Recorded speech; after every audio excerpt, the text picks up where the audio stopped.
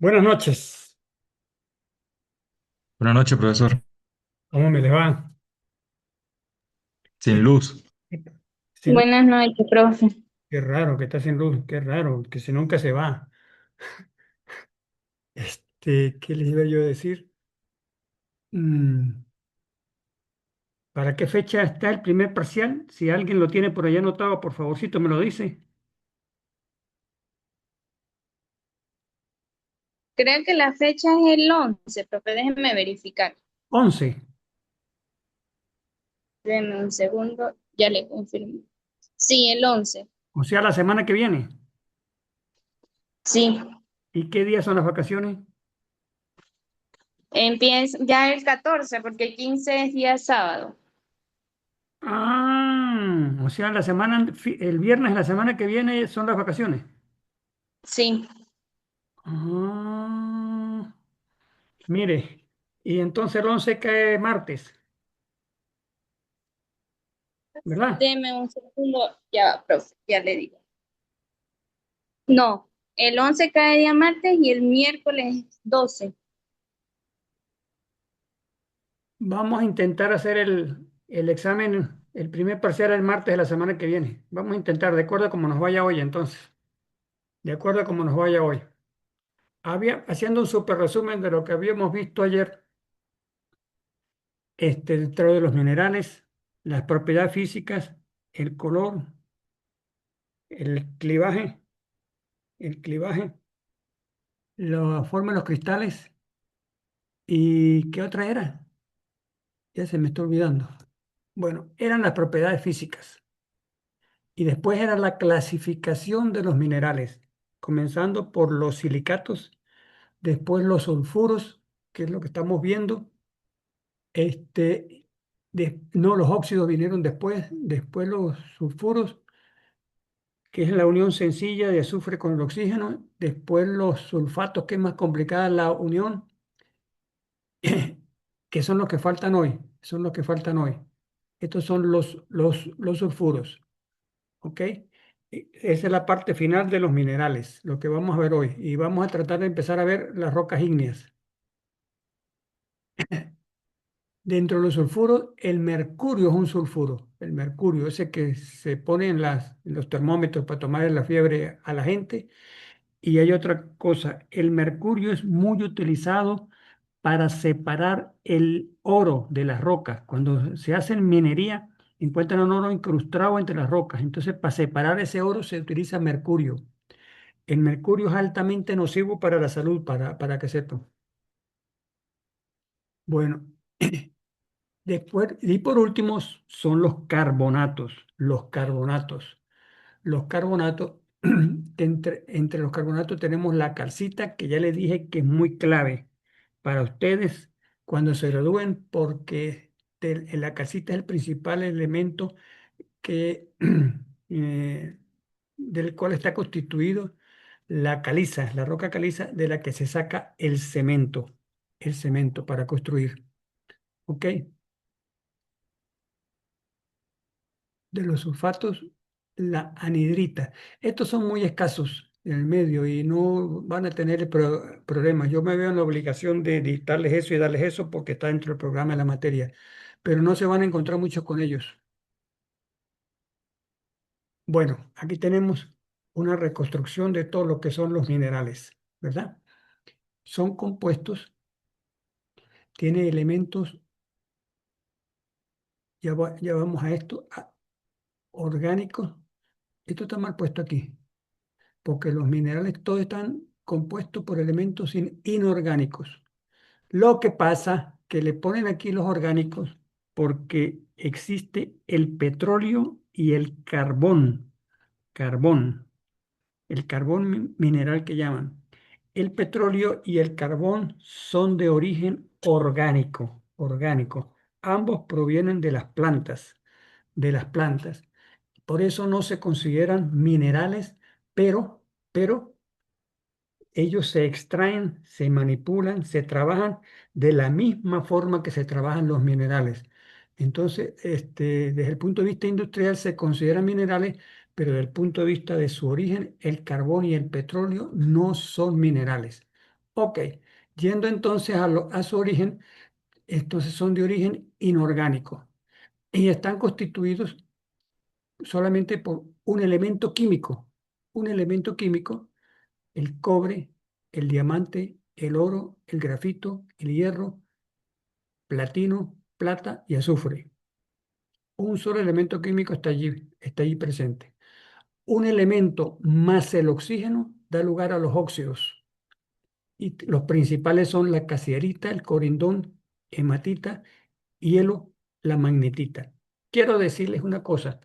Algunos los, algunos los conocen ustedes y los conozco yo también, pero yo no voy a estarles pidiendo que se aprendan de memoria los que son menos comunes, los que son más extraños, los que son más extraños, los más comunes sí, los más comunes sí.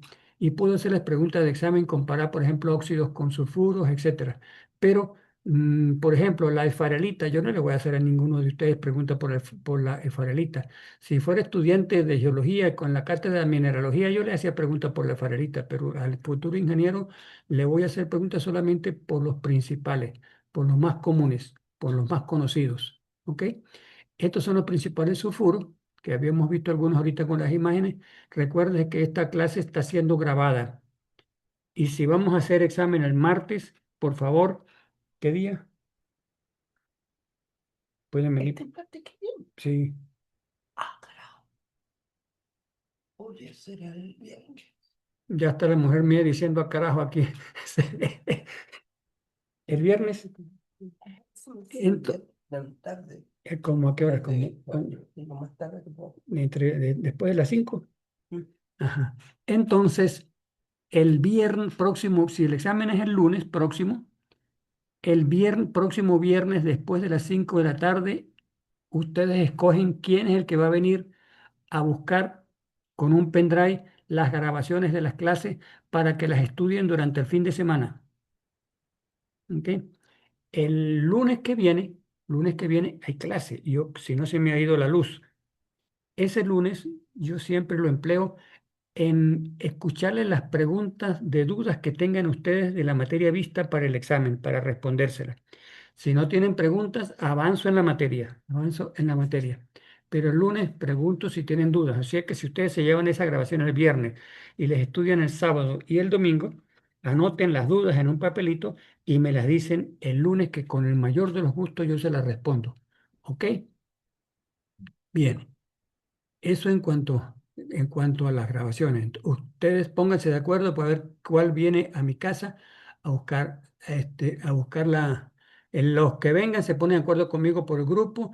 Yo les digo la dirección donde vive el malandro ese y vienen y las buscan. ¿Ok? Yo le digo a la mujer mía que nos tenga un cafecito todos ahí.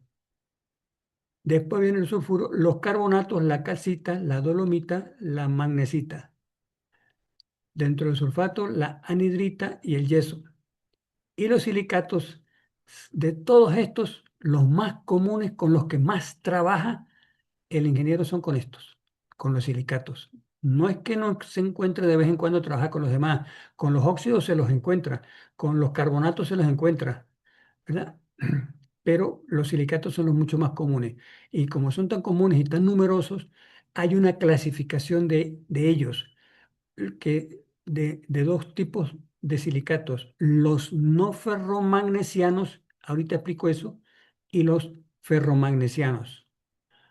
No ferromagnesiano, ferromagnesiano quiere decir que no tiene abundante ni hierro ni magnesio, ¿ok? Ni hierro ni magnesio. Ambos son, ¿cómo se llama?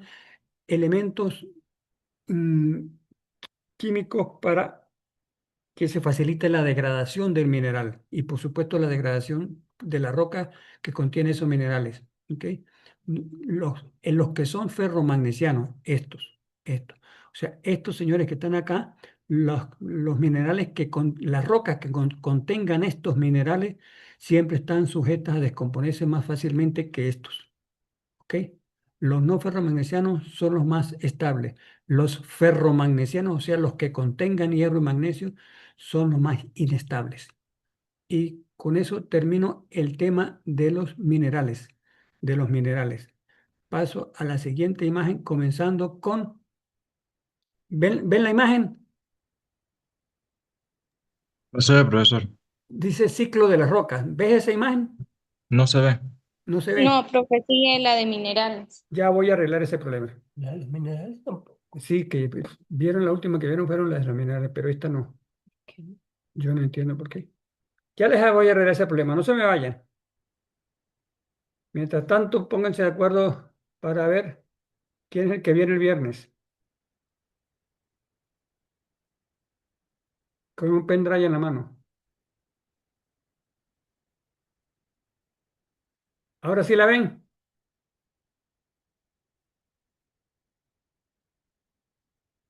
Pregunto, ¿dónde está aquí para yo ver? El Ah, ciclo de la roca. sí, el ciclo de las rocas. Sí Ok, se ve. ok, entonces sí la están viendo. Esta es la primera imagen del nuevo tema que se llama las rocas ígneas. Las rocas ígneas. Empezamos a ver las rocas. Le dije desde el primer día de clase que existen en todo el planeta Tierra genéricamente solamente tres tipos de rocas. Tres. En todo el planeta. Rocas ígneas, rocas sedimentarias y rocas metamórficas. Las primeras rocas que se formaron en el planeta de cuando el enfriamiento, cuando se produjo el enfriamiento, fueron las rocas ígneas que originalmente pasaron a formar parte de la corteza terrestre, la capa más externa de las rocas ígneas. Pero, y quise como primera imagen dentro del tema poner esta, porque aquí está mostrando todos los tres tipos de rocas, todos los tres tipos de rocas. Vamos a ver aquí. Aquí en la parte superior del manto, y esta es la corteza terrestre, rocas plutónicas intrusivas. En el manto acá, en el manto, está el magma y va saliendo, atravesando toda la corteza a la superficie y forma un volcán. Ese magma que llega a salir por el volcán, cuando se enfría ese magma, da lugar a rocas ígneas volcánicas. Se llaman volcánicas porque son las que el magma que logró salir a la superficie y en la temperatura ambiente como la que tenemos en este momento nosotros, ella se enfría y da lugar a esas rocas. Se llaman volcánicas pues salieron por los volcanes, pero no toda parte de ese magma que viene de acá se queda acá, en el interior de la corteza y se enfría y da lugar a otro tipo de roca ígnea que es las rocas plutónicas o intrusivas. Extrusivas como sinónimo de las que salen a la superficie terrestre. Intrusivas, las que se quedan dentro de la superficie terrestre, se enfrían y se forman rocas ahí, y se forman rocas.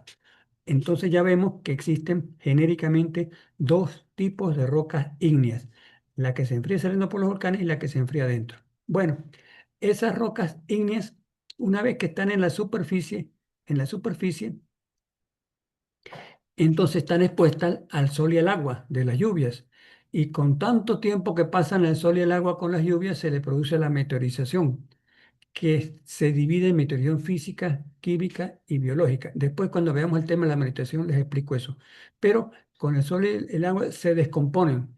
¿Y cómo se descomponen? Si están en las montañas, en la parte alta de los volcanes, se erosionan y por gravedad se van para abajo, son arrancadas, transportadas, a veces por el viento, a veces por los glaciares, a veces es por el agua de los ríos, pero son transportadas vertiente hacia abajo y después se sedimenta, o sea, se depositan.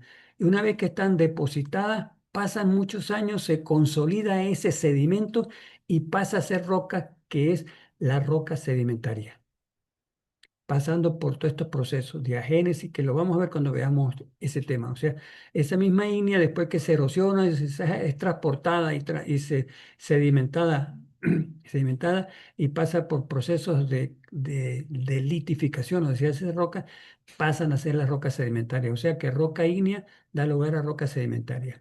Esas rocas sedimentarias, por la tectónica de placas, si estando ya en la superficie, por la tectónica de placas, las manda hacia el interior de la corteza, ¿verdad? Entonces, y pasan unos cuantos miles o hasta millones de años, ellas se transforman y dan lugar a las rocas metamórficas. Ese es lo que está significando este tema, ¿ok? Esta gráfica, hoy sí estoy enredado con la lengua, es más o menos es una visualización de los tres tipos de rocas en el planeta. Y el tema de hoy es el de las rocas ígneas. Todas las rocas, todas las tres, tienen minerales, ¿ok? Los originales de cuando se formaron de cuando eran estas, después cuando fueron sedimentarias se le agregaron o desaparecieron otros y después cuando pasaron a ser metamórficas se le aparecieron nuevos minerales. Después vemos eso. Bueno, el magma. ¿Qué es el magma? Es una mezcla de materiales sólidos, volátiles y líquidos. Tiene muchos gases. Eh, ¿Por qué sólidos? La lava que sale a la superficie terrestre está en promedio a una temperatura de 1500 grados centígrados, un poquito menos o un poquito más. Lo máximo que puede llegar cuando sale de superficie es unos 1700 grados centígrados. Esos grados de temperatura hacen que casi todo lo que esté eh, los elementos químicos que estén presentes en ese magma, en esa lava, de paso, se llama magma mientras está en el interior del manto. Yo no sé por qué, no me pregunten, pero yo no sé por qué, pero así es. Geológicamente, mientras está en el interior del manto, se llama magma. Pero ese mismo magma, cuando sale por el volcán y llega a la superficie, ya no se llama magma, sino se llama lava, aunque sea lo mismo. ¿Ok? Bien. Y está compuesto por diferentes elementos químicos, la gran mayoría a esa temperatura se derriten todos, se hacen líquidos. Pero siempre a esa temperatura hay algunos minerales que no se han fundido. O sea, el magma que sale tiene algunos elementos sólidos, que son estos que están aquí, los sólidos. ¿Ok? ¿Por qué? Porque no funden a esa temperatura, funden, por ejemplo, a 2000 a 3000 grados de temperatura. ¿Ok? Al enfriarse se cristalizan esos elementos y se consolida dando lugar a las rocas ígneas. A las rocas ígneas. Cuando la cristalización se produce en el interior de la Tierra, que es lo que les acabo de mostrar en el gráfico, se trata de rocas intrusivas o también las llaman plutónicas, como ustedes quieran llamarlas. Yo prefiero llamarlas intrusivas, porque esto se refiere como a dioses griegos, algo así. En cambio, si el magma asciende a la superficie, se vuelve lava. Se ve como ya no es magma, sino lava, y recién entonces se enfría, genera rocas efusivas o volcánicas o extrusivas. Hay de las tres maneras que se puede llamar, como la quieran llamar. Pero ya sabemos, si parte de ese el magma se queda dentro de la corteza y no sube a la superficie, allá se enfría. ¿Ok? Y enfriándose en el interior de la corteza, así resulte con la misma composición mineral que parte de ese lava sí logra salir a la superficie y ambos tenían la misma composición mineral, la que se enfrió dentro de la corteza es mucho más confiable para trabajar en ingeniería. Las vamos a ir nombrando poco a poco cuando avancemos en el tema. Otro nombre por el cual se conocen las rocas ígneas y las volcánicas es magmáticas.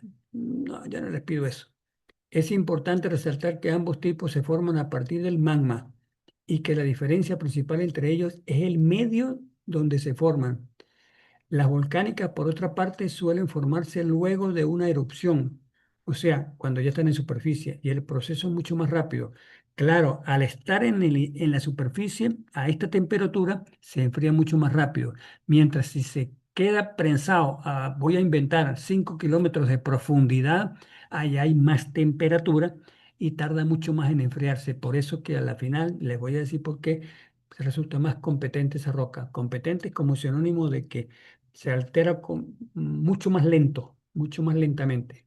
Es más confiable y es mucho más rápido que las que se surgen bajo la superficie. El 99% de la composición química de las rocas ígneas comprende a oxígeno y sílice. Fíjese, aquí está. Oxígeno y sílice, aluminio, hierro, calcio, sodio, potasio y magnesio. Este mismo orden en que están puestos aquí es desde más competente a menos competente. ¿Ok? Para que sepan, para que sepan. El 1% restante está conformado por titanio, fósforo o hidrógeno. Quiere decir que no se va, casi nunca se van a conseguir con ellos porque es apenas el 1%. Por favor, cualquier duda me interrumpen. Cualquier duda me interrumpe porque yo siempre que doy la materia ahora me acuerdo hace esos por 200 años cuando yo fui alumno y porque me da pena preguntar, dejé de contestar muchas preguntas de examen. Bueno, vamos a subir esto un poquito. Está aplicando, ya habíamos hablado la tectónica de placas, pero el sistema de la tectónica de placas es los que originan los volcanes por donde sale la lava y origina las rocas ígneas, ¿verdad? Estos volcanes acá, la zona de subducción, las placas que subduce aquí, esa que subduce, aquí hay sobre 800 volcanes, por ejemplo, si esto fuera Sudamérica, en los Andes suramericanos, este, hay cerca de 3000 volcanes, la mayoría está totalmente apagado. Vamos a decir que el 5% de esos volcanes están muy activos, pero el 95% están apagados, pero hay 3000, quiere decir que se produce un movimiento aquí de subducción fuerte, fuerte, fuerte, se pueden reactivar esos volcanes. Lo que quiere decir entonces que si hay 3000 en las montañas andinas suramericanas está lleno de rocas volcánicas, porque ha salido a lo largo de la historia allí esa lava. Bueno, el- esto también tiene que ver con la tectónica de placas, porque la mayor cantidad de volcanes en el mundo entero es este cinturón amarillo que vemos aquí, que lo llaman cinturón de fuego, que abarca los 3000 y pico volcanes que hay aquí en Sudamérica. Aquí en Centroamérica, en la costa pacífica, que es esta, hay volcanes. Yo conocí varios volcanes, conocí uno al sur de Panamá, conocí uno en Nicaragua, conocí en Costa Rica otro. En esos tres países que estuve por allí, vi volcanes. Estuve en esa zona porque, aparte de ir de turista, siempre curioseo las cosas de la profesión. Entonces, cuando me dicen que hay un volcán, le digo, no, ¿será que hay un viaje turístico para esos volcanes? Sí, sí hay, si quieres, anóteme pues. Y así voy y conocí, porque como en Venezuela no hay volcanes, ¿cómo podría yo explicar qué es un volcán, en qué consiste, cómo funciona todo eso si no los he visto? ¿Ok? Bien, aquí en Centroamérica. Y en la costa oeste de Estados Unidos y Canadá está full de volcanes. Está full de volcanes. Acá en contacto con la costa de... Esto es Rusia. Rusia. Hay volcanes y están activos por estos días. Por aquí uno hace como 3 días, un sismo. Y, y aquí en Centroamérica, que es el que pasé por aquí, hoy se puso en actividad un volcán en Guatemala que yo no conozco, pero lo vi por las redes. También todos están en la costa pacífica. Y ahorita les digo por qué la costa pacífica. Y este es el Océano Pacífico. El Océano Pacífico. Y viene así, y aquí encontramos en el sureste asiático, donde se encuentra Japón, que es una de las zonas, el país más sísmico del mundo. Y por todo esto hay volcanes. Por todo esto hay volcanes. ¿Por qué hay volcanes? Porque son zonas de subducción y zonas de contactos de placas, aunque no sean convergentes, y de placas grandes, de las más grandes del mundo, y por eso origina los volcanes. Todo esto, la gran mayoría de volcanes están aquí. No son todos los del planeta, son la gran mayoría, porque les dije en la clase pasada que hay volcanes que se forman por halos de energía que nada tienen que ver con los convergencia o la relación de dos placas que se encuentran, ya sea lateral, ya sea en divergencia, ya sea de convergencia. La mayor cantidad de volcanes se forman en las zonas de convergencia de placas. Pero también hay algo así, este, este raya blanca que vemos aquí, que se las estoy señalando, está en la parte media del océano Atlántico. Este es el océano Atlántico y está en la parte media. Esta es zona de divergencia de placas, que ya les dije el otro día, que tiene cerca de 9000 kilómetros de longitud, y como es de divergencia, o sea, placas que se separan. Esta placa que veo aquí, que estoy señalando, es la suramericana, que se viene en este sentido, y, y esta es la placa africana. africana que se vienen en sentido opuesto, se separan las dos, este sitio de separación. Como es una separación y la grieta, la fractura atraviesa toda la corteza, hay sopotoscientos volcanes submarinos aquí también, submarinos. Y hay un sitio donde se ha acumulado tanta lava en un volcán submarino que submarinamente tiene mayor altura que la que tiene el Everest que está en la superficie. Pero está en zonas donde el océano Atlántico llega a tener hasta 10 kilómetros, 12 kilómetros de profundidad. ¿Ok? Bien.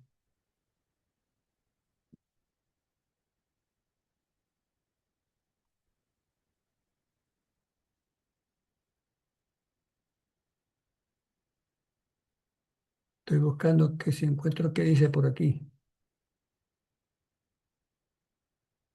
Relaciona los puntos calientes. Los puntos calientes es lo que yo le dije ahorita, los que son los volcanes que no se forman por la tectónica de placas, sino de los halos de energía. Los halos de energía es para entender técnicamente qué es eso, pero se les denominan puntos calientes a esos halos de energía que nada tiene que ver, porque son los reverberos que salen del núcleo externo y sale esa energía, atraviesa todo y todo lo que atraviesa lo va derritiendo en sus laterales hasta que logra, porque lo derrite es que eso logra el paso porque crea por derretimiento un conducto, crea un conducto que es lo que son y son muy pocos los volcanes por los halos de energía que existen en el planeta. ¿Ok?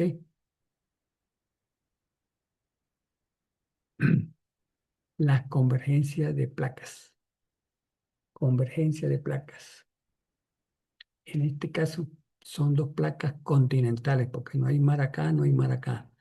Dos placas que se encuentran y como se encuentran de manera opuesta, a lo que se arruga todo eso forma la gigantesca cordillera esta. Pero aquí en esta imagen, siempre a la final, una de las dos placas tiene que irse por debajo de la otra. Siempre, siempre, siempre. Y cuando se encuentran dos placas continentales, en las etapas iniciales aparece esto, pero después o esta opta por meterse para acá o esta meterse para acá. Es el caso de la India país.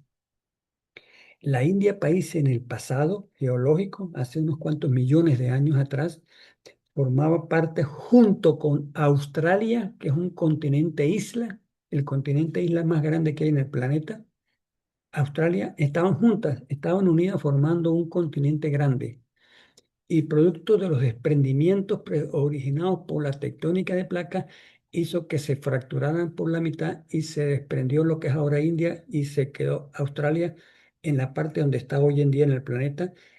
Australia se quedó allí, pero la India comenzó a viajar hacia el este y después hacia el norte.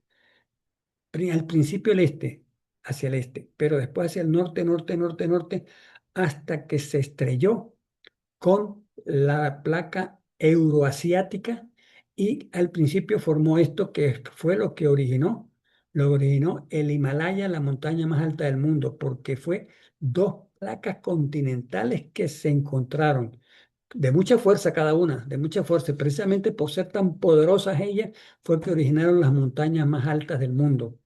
Pero a la final, la India, que era la placa continental más pequeña de las dos, optó por meterse por debajo de la euroasiática.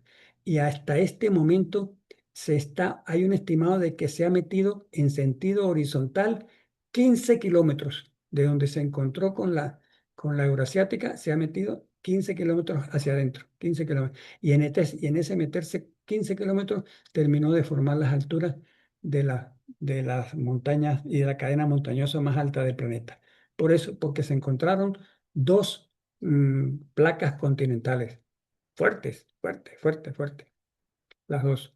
No es lo mismo que una placa que una placa, mm, ¿cómo se llama? Submarina, oceánica, porque es mucho más delgada.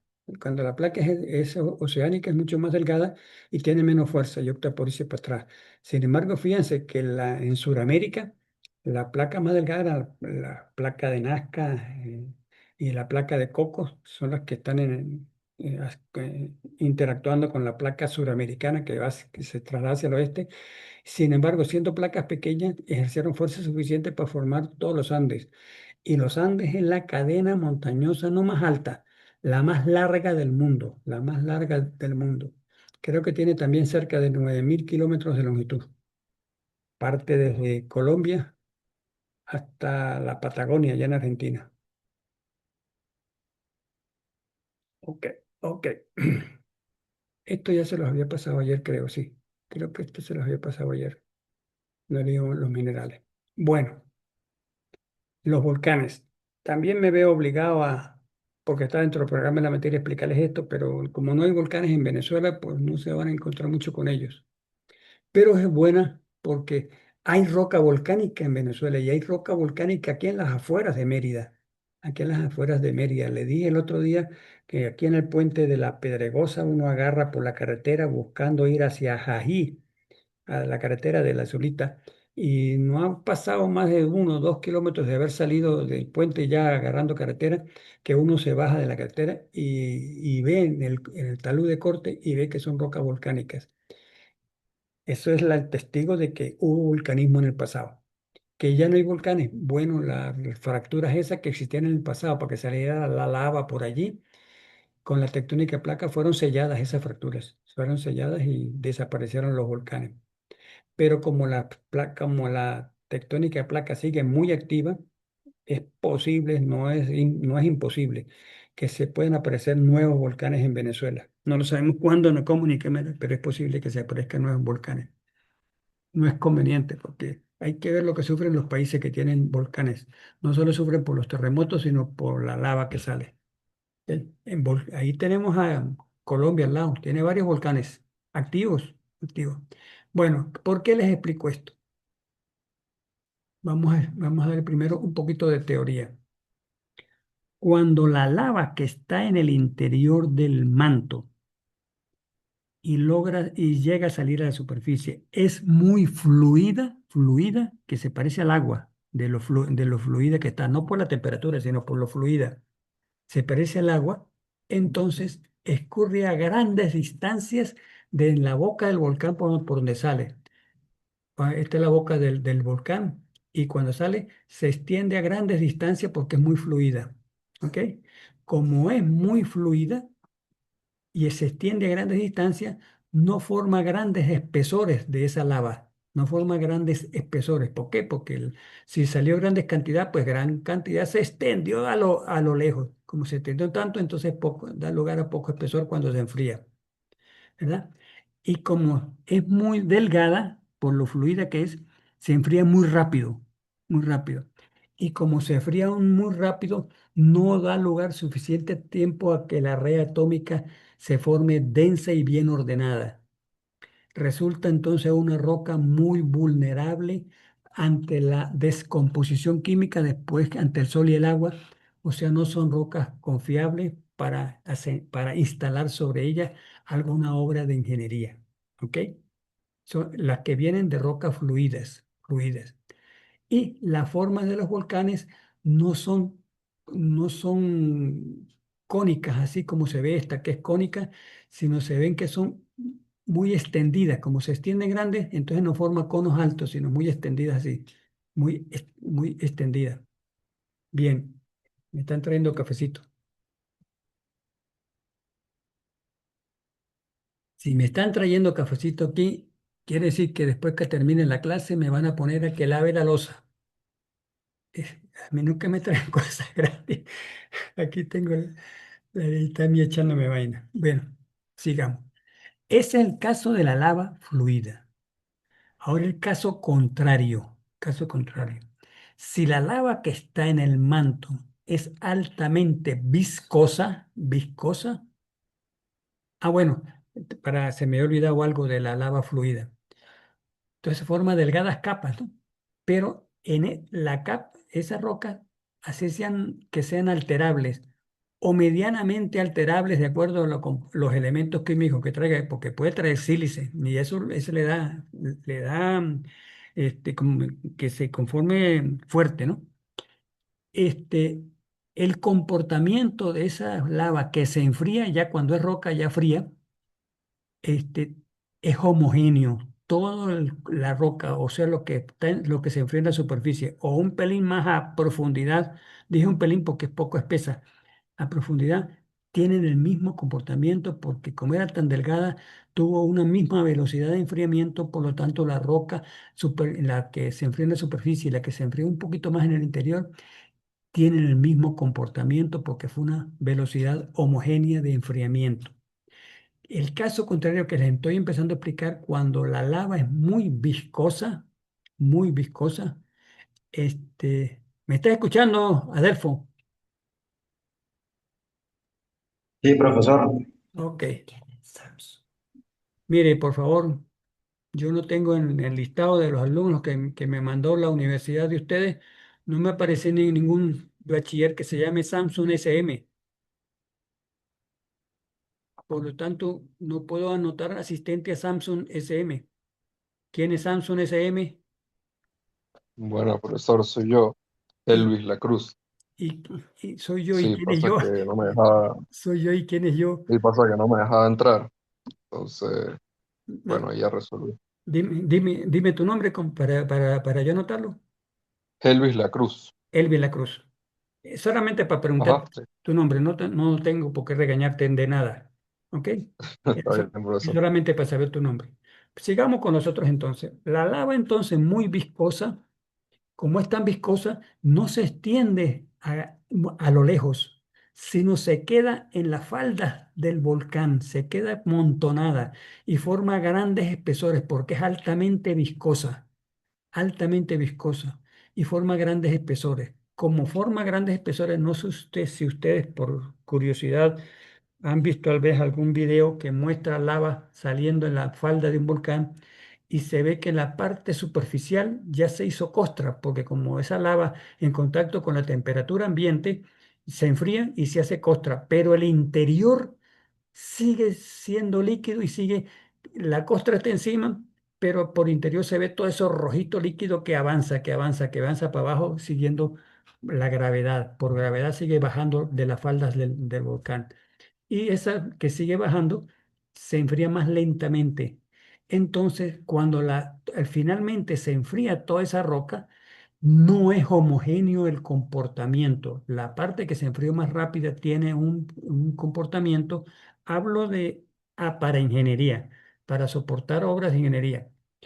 Y en la parte más profunda, como tuvo enfriamiento mucho más lento, entonces esa de profundidad, la red atómica se pudo formar mejor y entonces, aunque diera la misma roca finalmente, voy a poner que se llame basalto eso, que vamos a empezar ya empecé a dar nombres de las rocas volcánicas. En la final vemos esa clasificación. No va a tener el mismo comportamiento el basalto que se enfrió en la superficie que el mismo basalto que se enfrió en la profundidad. No va a ser homogéneo el comportamiento. ¿Ok? Eso es lo que interesa.